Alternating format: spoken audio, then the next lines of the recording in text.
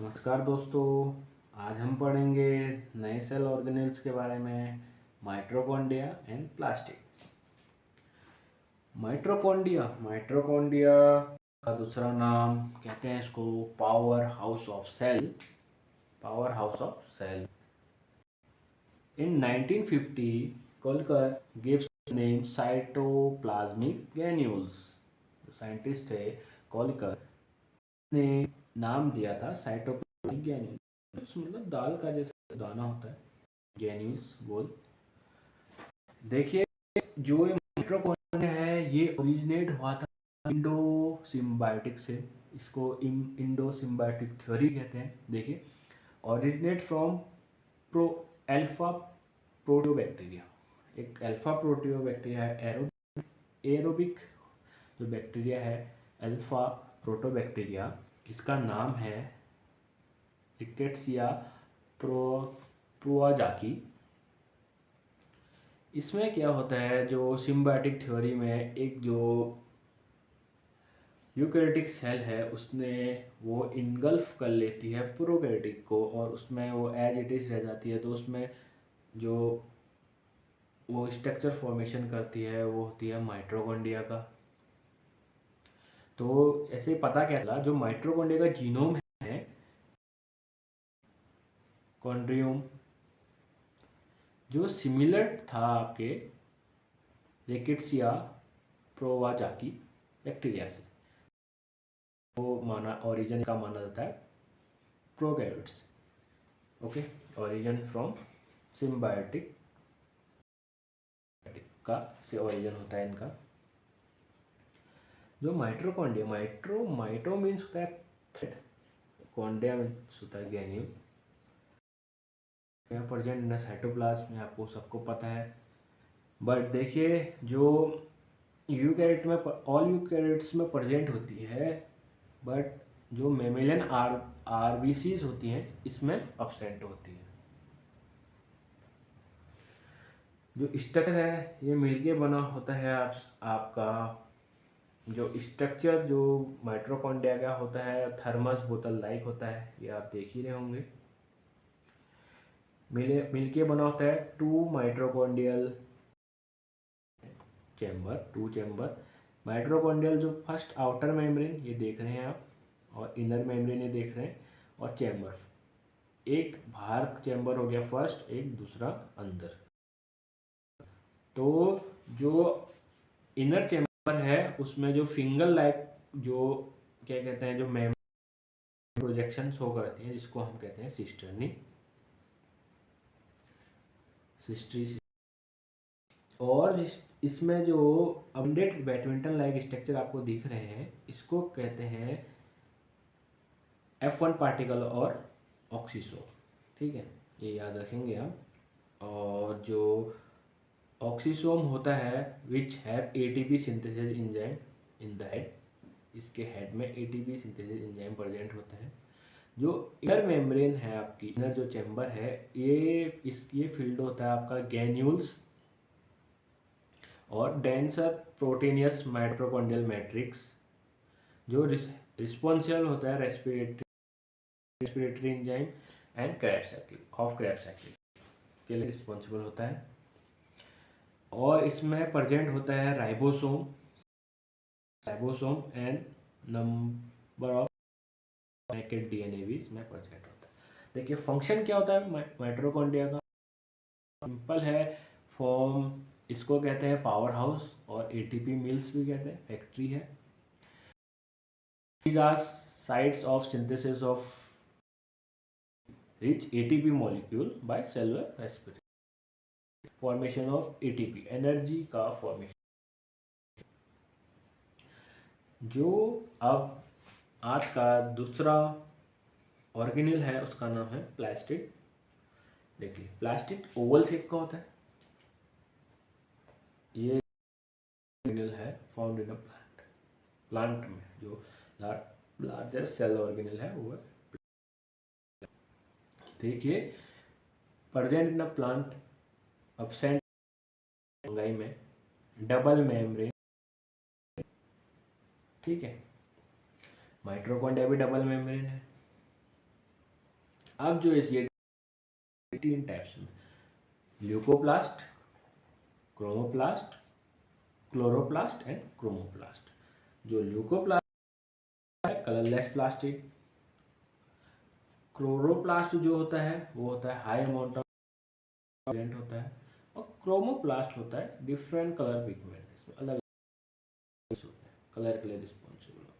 देखिए ल्यूकोप्लास्ट में थोड़ी सी लाइट पड़ेगी, ये कन्वर्ट होगा किसमें, क्लोरोप्लास्ट में। क्लोरोप्लास्ट में फर्दर लाइट पड़ेगी, कन्वर्ट होगा क्रोमोप्लास्ट में। देखिए अब एक एक करके पढ़ लेते हैं। जो ल्यूकोप्लास्ट है वो स्टोरेज पर्पस के लिए होता है। कहाँ प्रेजेंट होता है, present in seed, tubers, root and fruits में। ओके।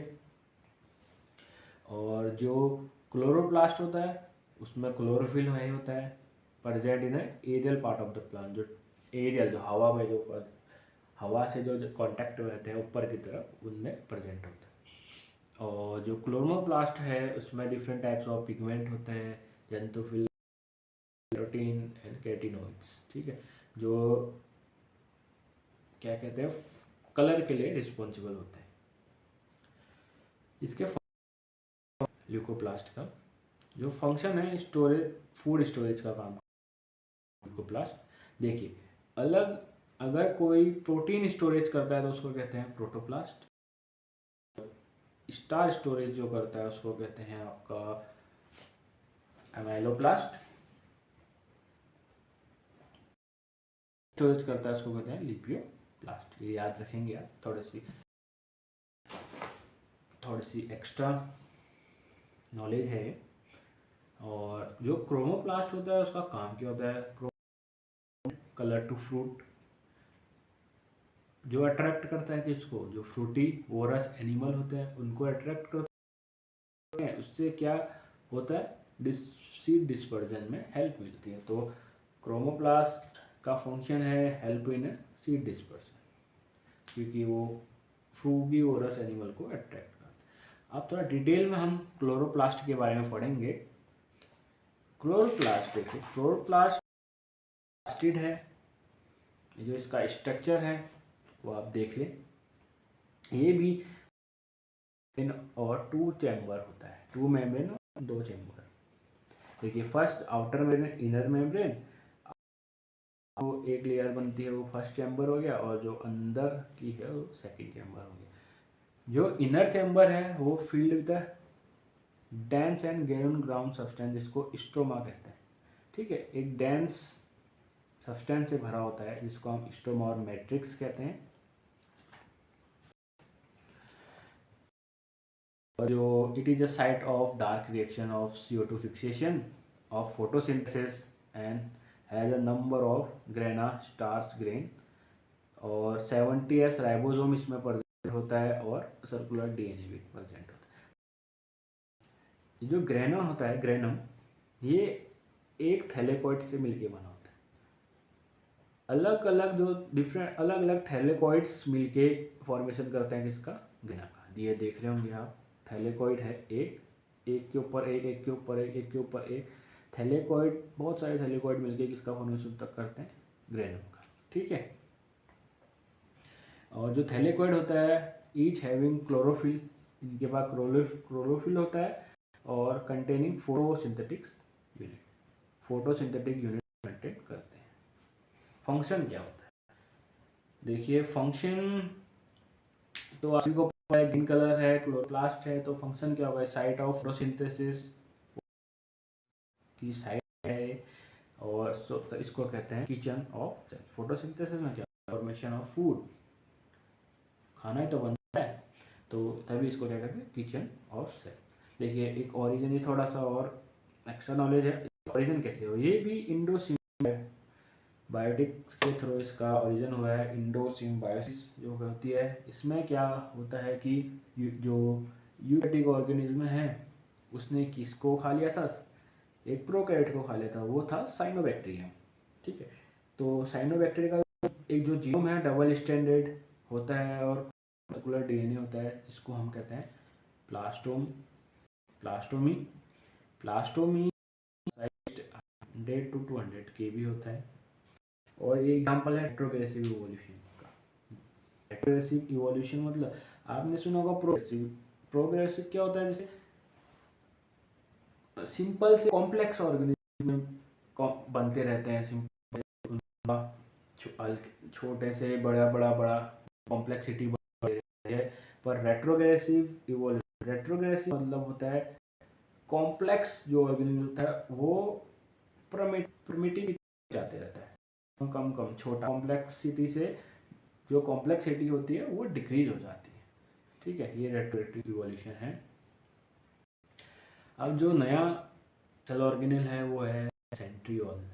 सेंट्रियोल इन 1888 थी बॉबी ने की खोज करी थी। ये मेम्ब्रेनलेस ऑर्गेनेल, इसकी पोजीशन होती है आपकी found in animal cell near nucleus, nucleus के बगल में।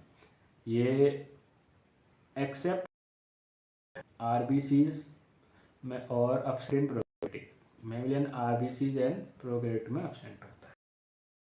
स्ट्रक्चर देखते हैं इसका, जो commonly occur in the pair. जो सेंट्रियोल है ये कॉमनली पेयर में अकर होता है। ये आप देख रहे हैं इस टाइप का ट्यूब लाइक ट्यूबुल पेयर में होते हैं हमेशा।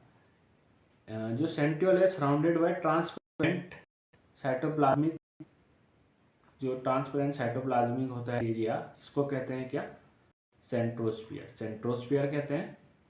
अब देखिए जो सेंट्रियोल और सेंट्रोस्फियर मिलके क्या बनाते हैं, सेंट्रोसोम का फॉर्मेशन करते हैं।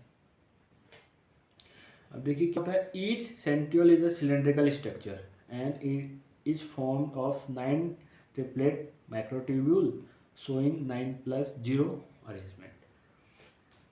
देखिए क्या होता है, जो ये 3 ट्यूब्यूल्स होते हैं, 1 2 3 ए बी सी, ये 9 होते हैं। इससे क्या होता है, जो ए वाला होता है वो सी से लिंक होता है, तो इस और इसमें जो एक्स बॉडीज होती हैं हर ट्यूब्यूल्स के नीचे, उसके बीच में वाई बॉडीज होती हैं। जो एक्स बॉडीज होती हैं एक hub through radial spokes, hub से जुड़ा होता है थ्रो रेडियल स्पोक करती है 9+0 अरेंजमेंट। ये देख रहे होंगे आप। जो फंक्शन है, क्या फंक्शन है, aster during cell division, cell division के समय इस स्टार शेप का फॉर्मेशन करता है। So help of chromosomes, movement of chromosome, movement में हेल्प करता है जो in a daughter cell, cell division. Thank you.